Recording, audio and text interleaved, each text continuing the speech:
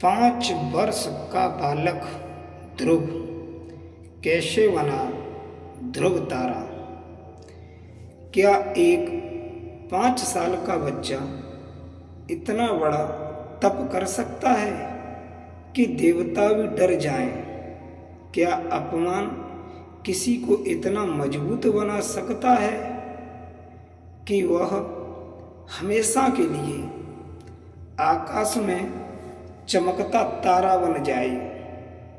नमस्कार दोस्तों, यह कहानी है ध्रुव की, एक ऐसे बालक की जिसने ठान लिया था अब मैं ऐसा स्थान पाऊंगा जहां से मुझे कोई हटा ना सके। बहुत समय पहले की बात है। राजा उत्तानपाद नाम के एक महान और प्रतापी राजा थे। वे स्वयंभू मनु के पुत्र और उनका राज्य धन, वैभव और खुशियों से भरा हुआ था। उनकी 2 रानियां थीं, सुनीति और सुरुचि। सुनीति बहुत ही सरल, दयालु और धर्मपरायण थी। वे हमेशा सत्य और धर्म के मार्ग पर चलती थी। दूसरी ओर सुरुचि अत्यंत सुंदर थी, लेकिन उसका स्वभाव घमंडी और ईर्ष्यालु था। वह चाहती थी कि राजा का सारा प्रेम केवल उसी और उसके पुत्र को मिले। सुनीति से ध्रुव नाम का पुत्र हुआ और सुरुचि से उत्तम नाम का पुत्र। राजा दोनों से प्रेम करते थे, लेकिन धीरे धीरे सुरुचि के प्रभाव में अधिक रहने लगे। इससे ध्रुव को वह स्नेह नहीं मिल पाता था जिसका वह हकदार था। एक दिन की बात है, राजा अपने पुत्र उत्तम को गोद में बिठाकर बहुत प्यार कर रहे थे। उसी समय ध्रुव वहां आया। उसने अपने पिता की गोद में बैठने की इच्छा जताई। उसने मासूम मन में केवल इतना था कि वह भी अपने पिता का प्यार महसूस करे, लेकिन तभी सुरुचि वहां आ गई। उसने जैसे ही यह देखा, उसका चेहरा क्रोध से भर गया। उसने तुरंत ध्रुव को पकड़कर नीचे उतार दिया और कठोर शब्द में कहा, तुम इस गोद के योग्य नहीं हो। अगर तुम्हें राजा की गोद में बैठना है तो पहले मेरे गर्भ से जन्म लेना होगा। यह शब्द किसी छोटे बच्चे के लिए कितने दर्दनाक हो सकते हैं, यह सोचना भी मुश्किल है। ध्रुव का दिल टूट गया। उसकी आंखों में आंसू आ गए और वह रोता हुआ अपनी माँ सुनीति के पास गया।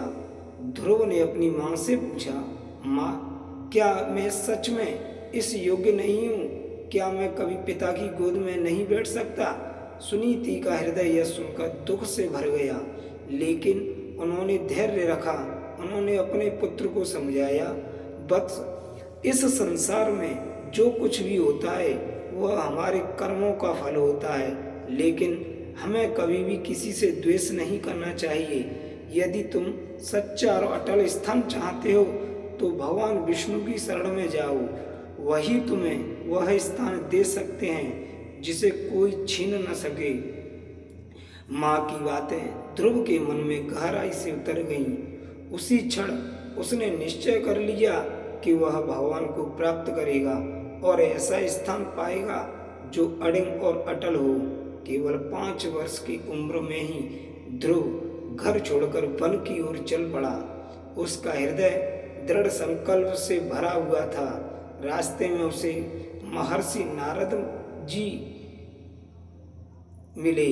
नारद जी ने ध्रुव से पूछा, हे बालक, इतनी छोटी उम्र में तुम इस कठिन वन में क्यों आए हो? ध्रुव ने उन्हें अपनी पूरी कहानी सुनाई और कहा, मैं भगवान को प्राप्त करना चाहता हूँ और मैं उन्हीं परम पिता की गोद में बैठना चाहता हूँ और ऐसा स्थान पाना चाहता हूँ जहाँ से मुझे कोई हटा ना सके। नारद जी उसकी दृढ़ता देखकर बहुत प्रसन्न हुए। उन्होंने उसे भगवान विष्णु की उपासना का मार्ग बताया और एक मंत्र दिया, ओम नमो भगवते वासुदेवाय। ध्रुव ने उसी मंत्र का जाप करते हुए यमुना नदी के तट पर कठोर तपस्या शुरू की। पहले महीने उसने केवल फल खाए, दूसरे महीने केवल पत्ते, तीसरे महीने केवल जल पिया और अंत में उसने सब कुछ त्याग दिया। वह एक पैर के अंगूठे पर खड़ा होकर ध्यान करने लगा। उसकी तपस्या इतनी तीव्र थी कि उसका शरीर स्थिर हो गया और उसका मन पूरी तरह भगवान में लीन हो गया।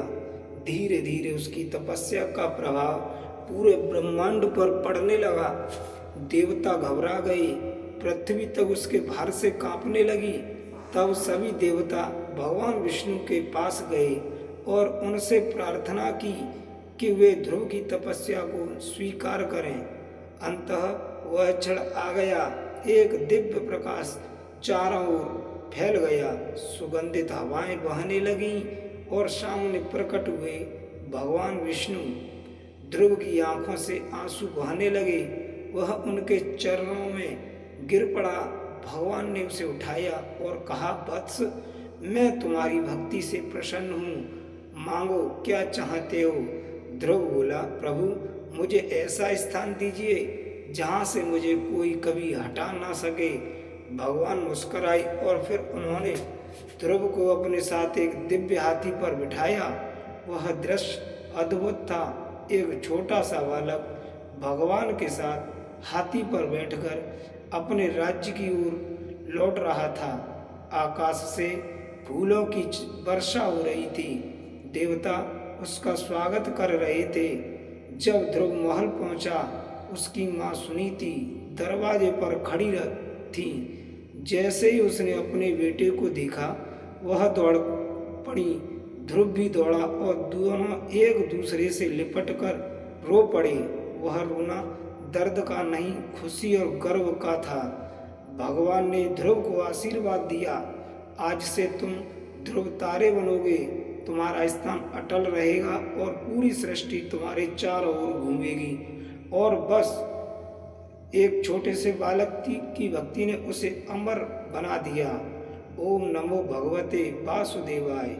दोस्तों, अगर आपको हमारी वीडियो पसंद आई हो तो चैनल को सब्सक्राइब जरूर करें।